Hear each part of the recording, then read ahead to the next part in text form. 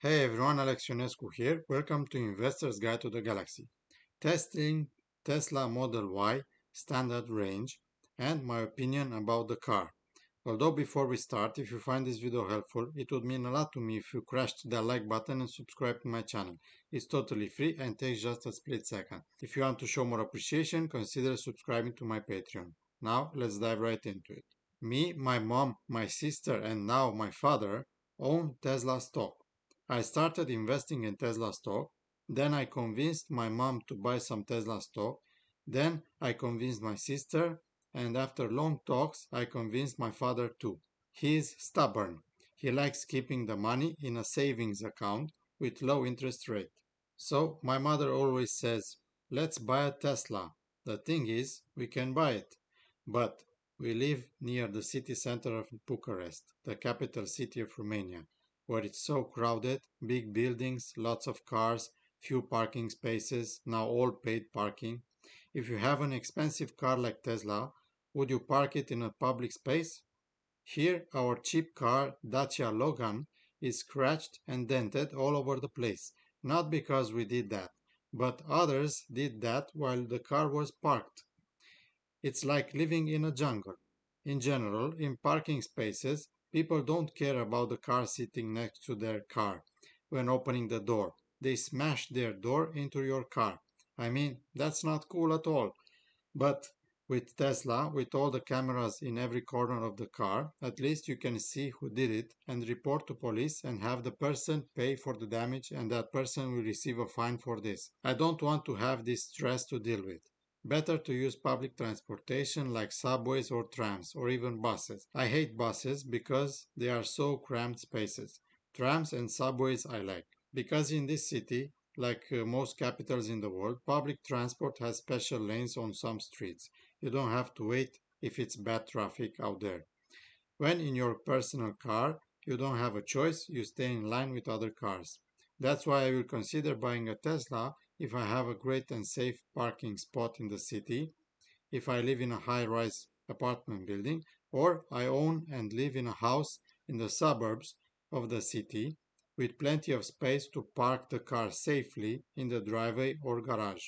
What I like about Tesla car: the experience of owning, driving a Tesla. For example, I love that you enter the car so easily with a card, like a bank credit card. You don't have keys. You just put it below the camera between the two doors and the car will unlock. Same when you park and want to lock the car. You put the car there and it locks itself. Folds the mirrors. One thing I like about electric cars in general is that you can use one foot only for acceleration and braking. It's easy and comfortable. Model Y is bigger than Model 3. If you want to go biking, you can use both models as your bike fits inside both of the cars. But if you like big cars, this is the best option for you. You can fit a lot of luggage in your Tesla Model Y. Another thing I like about this car is the panoramic glass roof that provides a light and airy feeling inside the cabin. You can watch the stars at night if you like, or watch the rain fall onto the car. I'm a minimalist, so I like the fact that the car has a minimalistic design inside and outside as well. The sound system is simply amazing. Tesla Model Y has 13 speakers in total. Check this out. And we're off. Just want to manage expectations. Good morning, aviators. This is your captain speaking. Amazing, right? Now imagine the new Tesla Model 3 Highland has 15 speakers. Did you know that Teslas are the safest cars in the world? Have you seen the horrible accidents from where the owners come out without serious injuries? That, my friend, is why if you have to choose Tesla over another car, you'll choose Tesla in a heartbeat. Almost the last thing I want to say is that I love that you have voice commands in your Tesla. I'm cold. Open charge port. Lock the doors. Open Netflix. You can video record whenever you want, you just press record. Then the car will record on all the cameras, front, back, left, right. It will save that video and you can watch it later. There are also settings to turn on the video recording when something happens. For example, you can automatically record when you horn. I think this is for when you might get into an accident or something to have the recording.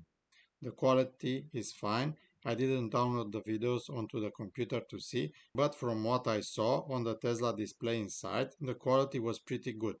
It's not the quality from premium GoPro cameras that you can mount inside your car, but it's okay. So you can record without hassle when you go into vacation, skiing or something. If it's a nice road with great views, you can record very easily. Recording is very good if you have issues with other bad drivers. You have evidence of their behavior. I can go on and on why I like this car because there are a lot of small things that make this car great, but the video will be very long.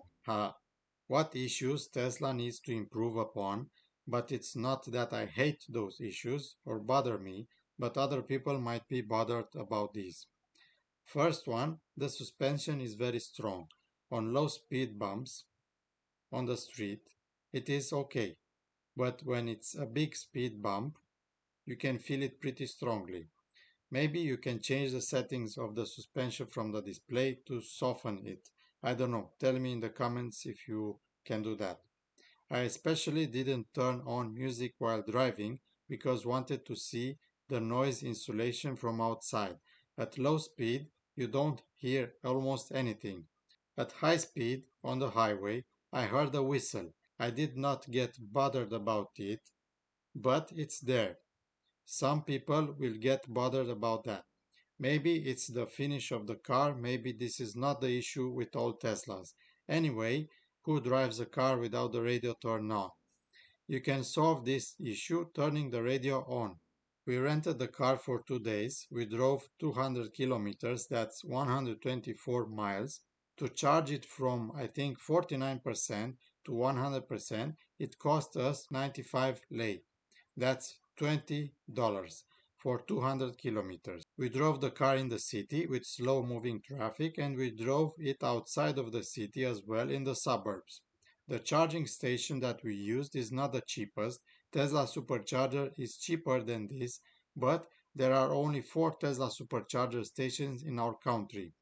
And keep in mind that most of the time we were 4-5 people in the car, so that doesn't help the range of the car. As you know, when you rent out a car, you usually get a full tank, or in this case, 100% charged battery. And when you drop it off, it needs to be in the same condition. So we installed PlugShare app, as you can see here on the screen, and eCharge app. PlugShare is for checking in your car at the charging station so that others see this in the app if the stall is available or not. You can write in the details when you will leave the stall, so this way other people know when to come to charge. eCharge is the app that we use to pay for the charging. This process seems easy, but if you own a Tesla, it gets simpler than this. If you use a Tesla Supercharger, no card, no app, just plug, charge and go. So all in all, Teslas are great cars to own. It's like a minimalistic, smart spaceship. You see in this video here that my mom was really enjoying the car. She was so happy to drive this car. I'd like to know your opinion on all of this. Please leave a comment below. If you like this video, please smash the like button so that other people like you see this video. And don't forget to subscribe to my channel. Thank you very much. I appreciate all of you that watch my videos. See you next time.